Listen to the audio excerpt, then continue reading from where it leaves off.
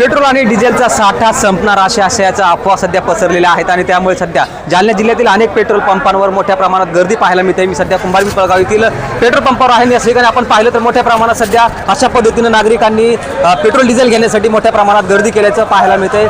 कुठेतरी एकीकडे प्रशासन म्हणत आहे की पेट्रोल डिझेलचा साठा मोठ्या प्रमाणामध्ये उपलब्ध आहे, मात्र तरी सुद्धा पेट्रोल पंपांवर अशा पद्धतीनं मोठ्या संख्येने जे वाहनधारकांची मोठी गर्दी पाहायला मिळते। अगदी 1-1 किलोमीटरपर्यंत ज्या रांगा आहेत त्या पेट्रोल पंपांवर दिसत असल्याचं पाहायला मिळतं। मी सध्या एका पेट्रोल पंपावर आहे आणि या ठिकाणचे ओनर आपल्यासोबत आहेत। नेमक्या काय त्यांना अडचणींना सामना करावा लागतो हे जाणून घेण्याचा प्रयत्न करूया। दादा, कशी परिस्थिती आहे? कारण मोठ्या रांगा या ठिकाणी पाहायला मिळत आहेत, काय सांगणार आहात? पब्लिक हे अफवा रीलमुळे जास्त परेशान करते।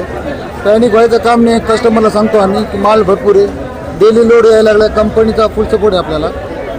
कधी मालसाठी त्यांनी आपल्याला तकलीफ दिली नाही, ऑर्डर टाकली की माल यायला लागला। सध्या किती साठा तुमच्याकडे उपलब्ध असेल आणि काय सांगाल याविषयी? माझ्या जवळपास 30,000 लिटर स्टॉक आहे आता पेट्रोल डिझेलमध्ये, आणि एक गाडी माझी आता भरून निघलेली आहे। कस्टमरला सांगतो की तुम्ही पॅनिक होऊ नका, माल यायला लागला, डेली तुम्हाला जेवढं लागतं तेवढं माल घ्या, पण कस्टमर ऐकायची त्या मनस्थितीत नाही आहे। रील पाहिल्यामुळे जास्त लोक इंस्टाग्रामवर ॲक्टिव्ह असल्यामुळं जास्त विश्वास, इंस्टाग्रामवर जास्त विश्वास, आमच्यावर विश्वास कमी आहे त्यांचा आजच्या तारखेला।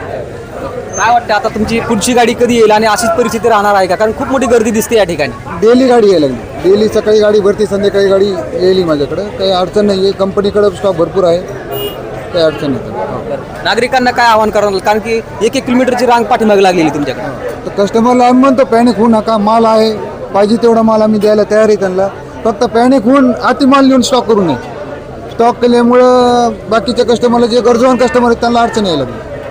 अगदीच आपण पाहिलं तर सर, इथे या ठिकाणी मोठ्या प्रमाणात जो पेट्रोल आणि डिझेलचा साठा उपलब्ध आहे, मात्र कुठल्याही प्रकारच्या अफवांना बळी पडू नये असं काहीचं मत आता या ठिकाणी पेट्रोल मालकांनी व्यक्त केल्याचं पाहायला मिळतंय। अजय गाडे, LS मराठी, घनसावंगी। आपल्या जिल्ह्यामध्ये इंधनाची परिस्थितीबद्दल मी सगळ्यांना सांगू इच्छिते की आपल्याकडे पेट्रोल आणि डिझेल जे आहे ते मागच्यापेक्षा जास्त प्रमाणात आहे उपलब्ध, तरीही त्याची कमतरता लोकांना भासत आहे, कारण डिमांड खूप जास्त वाढलेली आहे।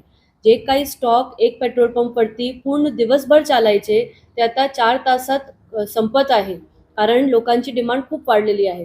तर मी लोकांना आवाहन करू इच्छिते की आपल्याकडे स्टॉकमध्ये कुठल्याही प्रकारची कमतरता नाही आहे। डिमांड वाढल्यामुळे सप्लाय आणि डिमांडचे एक मिसमॅच झालेला आहे, त्याच्यामुळे एक आर्टिफिशियल गॅप, सप्लाय गॅप सारखं दिसत आहे, पण तसा नाही आहे। ते तुम्हाला थोडासा अजून मी एक्सप्लेन करते। 240 KL अगोदरचा आपल्या जिल्ह्याच्या सप्लाय होता आणि ते आता 600पेक्षा जास्त झालेला आहे, तरीही आपल्याला पेट्रोल पंपवरती कमतरता दिसते। तर मी आवाहन असा करते नागरिकांना की जेवढं गरज असेल तेवढाच तुम्ही डिझेल आणि पेट्रोल आता वापरा, जास्त साठा करू नका। घाबरण्याची काही गोष्ट नाही आहे। आपल्याकडे मनमाडला आपला फिलिंग सेंटर आहे, तिकडून आपल्याला कॉन्स्टंटली सप्लाय सुरू आहे। आणि आपला जो दुसरा प्रश्न आहे की किती पेट्रोल पंप बंद आहे, तर आपल्याकडे 177 पेट्रोल पंप जे आहे त्याच्यामध्ये जवळपास 10% पेट्रोल पंप काहीतरी टेम्पररी बंद आहे, कारण त्यांचे पेट्रोल डिझेल आत्तासाठी संपलेलं आहे, पण ते रिफिल होणार आहे, त्याचे काही विषय नाही। आणि 2 पेट्रोल पंप जे बंद झाले त्यांच्या टॅक्सेशनचा विषय होता, म्हणून ते बंद झालेले आहेत। तर मी नागरिकांना आवाहन करते की कुठलीही अफवावरती विश्वास न ठेवता तुम्ही प्रशासनाच्या सहकार्य करा आणि जेवढं गरज असेल तेवढाच पेट्रोल आणि डिझेलचा आता वापर करा।